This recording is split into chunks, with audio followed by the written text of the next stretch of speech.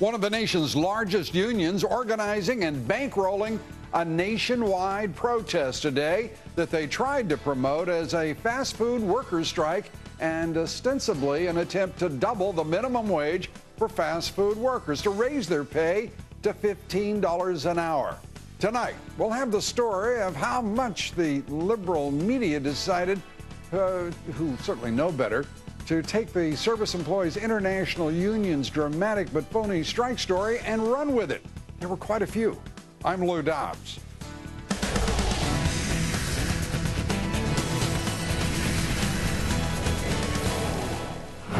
Good evening, everybody. The SEIU, staging protests and demonstrations in major cities all across the country. Organizers rallying off-duty fast food workers trying to posture the day's events as a nationwide strike, all motivated by organized labor's goal of unionizing the nearly 4 million Americans who work in fast food restaurants. All the events were billed by the union as a strike and a walkout. But all the events and nearly all who participated were putting on a show for the cameras and microphones of the national media. Here is at least one of the scenes in New York today, where approximately 100 protesters blew their whistles and beat their drums as they marched into a Brooklyn McDonald's and interrupted customers. None of the protesters claimed to have walked out of work, or for that matter, were even McDonald's employees. In Detroit, crowds picketed outside two separate McDonald's restaurants chanting, "We can't survive on 725.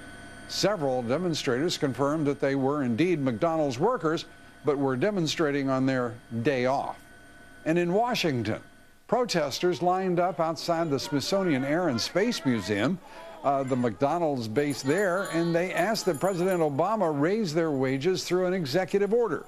Again, several confirming they weren't even scheduled to work today.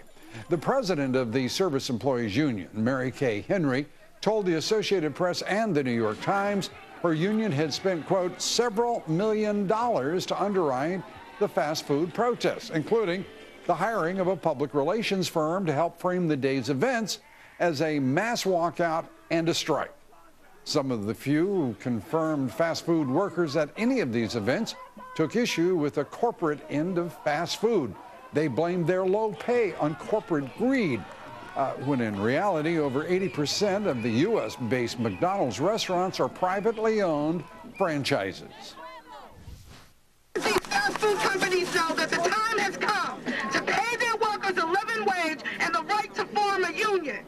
We will no longer tolerate our brothers and sisters, friends and neighbors being retaliated against for speaking out against starvation wages and these bad conditions on the job. Somebody's been working there for 8 years and they still do not make more than $9 an hour. No one who works for a living wage should live in poverty. But that's the reality for fast food workers. There's the minimum wage, which it would be great to increase, and that would definitely support these workers. But these private corporations could also raise wages. And so one of the demands is also about forming a union without retaliation. And so if that were to happen, they could also negotiate for higher wages. Well, there are a lot of important facts to consider in all of this, and among those, the stock, since the Service Employees Union started these demonstrations back in July, McDonald's stock has dropped from just about $98 a share to $95.43 a share. Also, McDonald's has more than 14,000 restaurants in this country. Only 1,500 of those are owned and operated by the big corporation. Privately owned franchises make up nearly $24 billion of the $27 billion in McDonald's yearly sales. The vast majority of these restaurants are operated by small business owners, not the multinational corporate giant. And on the other side of the debate, the Employment Policy Institute releasing a report to the national media today claiming that roughly 460,000 fast food jobs would be lost if the union-backed demonstrators got their $15 minimum wage hike.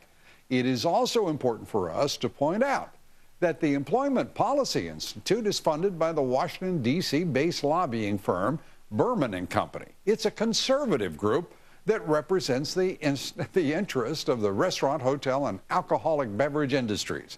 And as I said at the outset, a number of the major liberal national media outlets reported this today as a worker walkout, a national strike. Fox News correspondent David Lee Miller was at the demonstrations in New York, on the ground with the protesters and demonstrators. David has our report tonight, and as we say, you decide.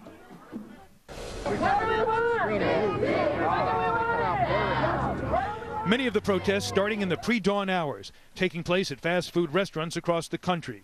They're calling for improving working conditions and wages, saying they want a $15 salary up from $7.25 an hour as it stands now. Demonstrators taking to the streets in dozens of cities, more than 100 workers picketing outside 2 Detroit McDonald's restaurants. Employees at this McDonald's in Wilmington, Delaware, say their wages are simply too low to make ends meet. I make $8.25, but I still can't survive on it. I will be able to provide for my daughter. I'll be able to provide for my wife. I'll be able to put food on the table. I'll be able to pay my bills without worrying if they're going to send a letter in the mail. Full-time at the federal minimum wage means employees would make around $15,000 a year. In a speech Wednesday, the president suggested that addressing income inequality would be a focus of his remaining 3 years in office. I believe this is the defining challenge of our time. Making sure our economy works for every working American. The restaurant industry says that sharply higher wages would lead to steeper prices for customers and fewer opportunities for jobs. You can't just translate your need for more money onto every business and say, you know, I've got 3 kids to feed, so you need to pay me more. That's not how the compensation system works in this country. Many of the restaurant chains with striking workers say it's up to the local franchise to determine worker wages. Lou? And markets, always. David Lee Miller, thank you. While the unions are pressing for higher wages and seeking to organize those workers in a union, Democrats on Capitol Hill today pushed for an extension of unemployment insurance benefits in any new budget deal. Minority Leader Nancy Pelosi said the House Democrats will not support legislation that doesn't extend emergency benefits to 1.3 million people. Senate Budget Committee Chairman Patty Murray and House Budget Committee Chairman Paul Ryan have been working on a plan that would raise next year's scheduled $967 billion spending cap by $34 billion to just over $1 trillion. The two sides have a self-imposed deadline of Friday the 13th to resolve the matter. Without a deal, we could see a repeat of this year's government shutdown, some say. We'll see. Unemployment benefits have been extended 5 times in the last 5 years, totaling $265 billion. The current benefits expire on the 28th of this month.